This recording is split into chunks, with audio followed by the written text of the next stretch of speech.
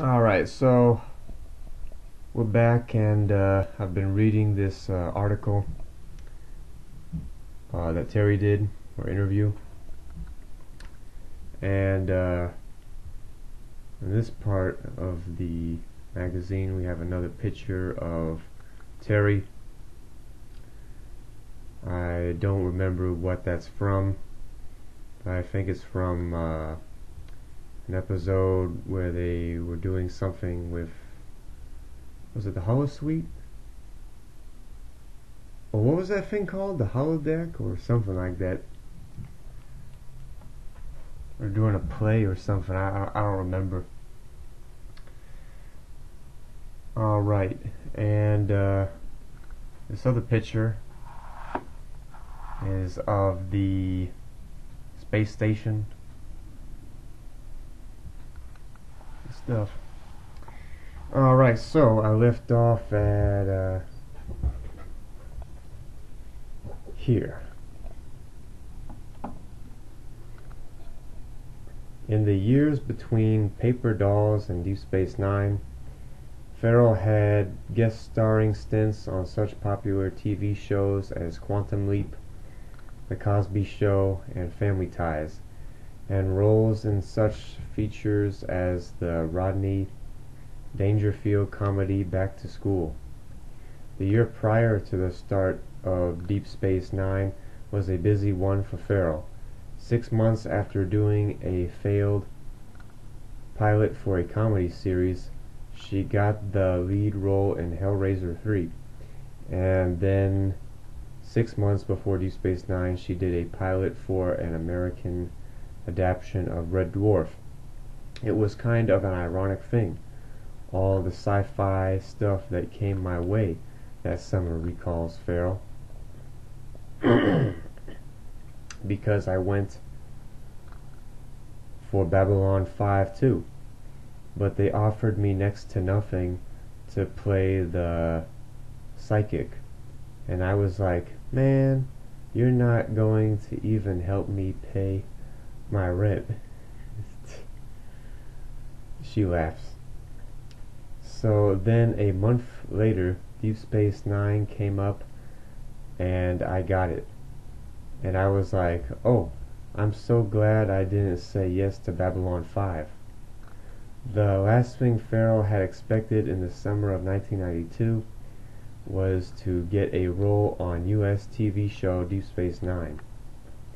My agents had tried to get me in, but they didn't, she recalls, and they were down to the wire. She laughs at the irony of the circumstances. I think they were scraping the bottom of the barrel when they brought me in. I auditioned for the role of Dax on a Friday afternoon after they called me that morning, and they started filming on the following Tuesday. I read for Rick Berman. They gave me one scene and it went great. Probably because I didn't care so much and didn't think I was going to get it. I probably lost about 5 pounds over the weekend because I never thought in a million years that they'd bring me back. And then they brought some girl in from New York. So I had to test the following week, and then I finally got the part. Farrell had a good acquaintance with the mythos she was about to enter. I'm American. I don't think you can be American and not be aware of the Star Trek legend. I grew up watching it. I was a fan. We used to play Star Trek. I would be the alien in distress, and this guy, Grant, I don't remember his last name, always played Captain Kirk. He was the shortest kid in school, and he was blonde, and I was the tallest girl in school, so it was kind of funny, and we'd play Star Trek in the backwoods. She chuckles at the memory. Isn't that weird? Star Trek The Next Generation was somewhat less familiar. I didn't really watch Next Generation that much, admits Farrell, but I watched it a couple of times because I knew people on it. I had already worked with Jonathan Frakes on Paper Dolls. I I knew Mariana Sirtis and Michael Dorn from a mutual friend. I met them 2 years before I got Deep Space Nine. To this day, Farrell remains good friends with Sirtis and Dorn. Comparisons with Next Generation are inevitable, and Farrell knows it well. I liked their show. It was such a fantastic show, really, that it's a compliment to be a part of that. I don't feel like we've filled their footsteps, but I think that we're a nice addition to the family. Their show was a bigger hit at this point when they were in the middle of their 4th season. Our show's doing well, but it's not the hit that Next Generation was. If we're lucky, it will be. It doesn't feel competitive, though, she quickly adds, really it doesn't. When the Next Generation went off the air, there was a void left behind for Deep Space Nine's cast that has yet to be filled. We really missed them when they left because we all went back and forth and said hi to each other all the time. We're not close to Voyager like we were to the Next Generation people, so I missed that camaraderie. It was kind of like two teams, you know, a you and me against the world feeling. We were the Star Trek teams, she laughs, the light and dark teams. From Farrell's perspective, Deep Space Nine is a counterpoint to the cheery harmony of the Next Generation. Well, as much as it could be the opposite without having to be so dark that you wouldn't want to watch it because it would be like watching evil, explains Farrell.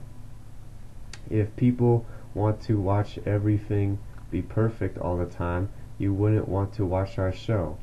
The reason some people don't like our show is the same reason that other people like it, that it is different from the Next Generation. I'm glad that of all the Star Treks, I'm on Deep Space Nine. I find it more interesting. What I like about Deep Space Nine is that it feels a little bit more realistic, although I think we could be even more gritty. There is much more conflict going on between our characters, which I think makes the show a little easier to relate to.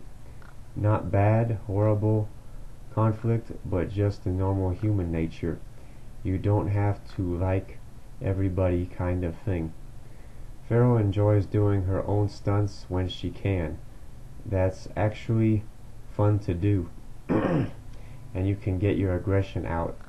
Farrell regrets having to avoid such activity earlier this season due to a back injury she sustained in a car accident. For a lot of the first shows, I didn't move a whole lot, she recalls, because I could barely walk. I had a brace on my back and I'd crawl to the set, and basically they'd just stand me there. This season the writers have really been pushing the envelope. It's kind of nice how they've progressed as well, taking chances. Doing Rejoin was definitely huge, notes Farrell. I kissed a woman, and that really was a breakthrough, that they wrote it, produced it, and let it go on the air. That could have happened the first season if they wanted to shock everybody, but I think that it was smart that they waited to do something like that until the characters were established. And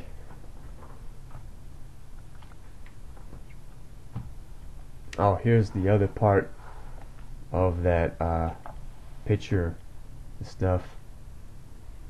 On this side, it's a picture of Dax, and they have a second picture of Dax, or a second picture over here, and yeah, picture of Dax and Worf, and it looks like it's on the spaceship on the Defiant or something. Up top it says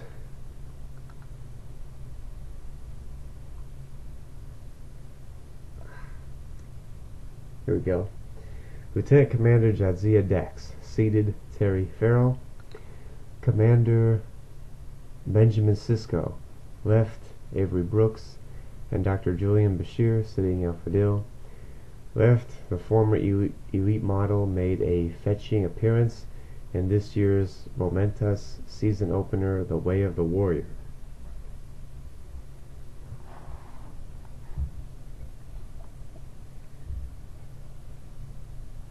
Shooting we joined was, for Farrell, a very different experience. I was excited because even though I would not look for this to do, I felt pretty fortunate that I had something so challenging to do as an actress.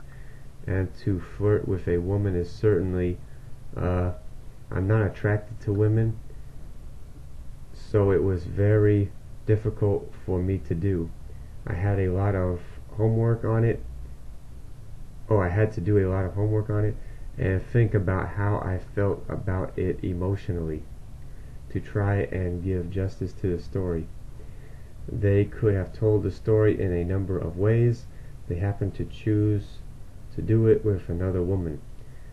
But I thought that it was a really important story to get out there, and it made me feel good to be a part of it. To tell the story that you've got to love people for who they are inside and not for what's on the outside.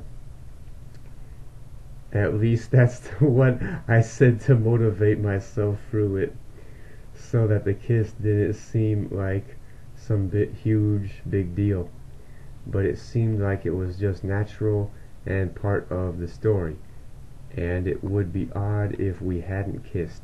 I must say that it was really a strange experience. I felt so weird. The emotional scope of the episode was a big step forward for Dax. It was a chance for me to find out about my character and how she thinks and what's going on with her, says Farrell. That she actually had an emotional dilemma. I mean, Dax has never had an emotional dilemma before, really, except when they took her worm out, but that was about 3/8 of a page. It was like nothing, you know. This was a whole script. Some critics have felt that Deep Space Nine lost its direction in its second and third seasons, and Farrell doesn't disagree. It was something she experienced directly with her character. At this time last year, I had a talk with Ira Beer, and he said, every year there are a couple of characters who just get lost, and you and Quark kind of got lost this year. Alright, so this is another long Terry interview or article, so I'm going to do the rest or read some more in the next part.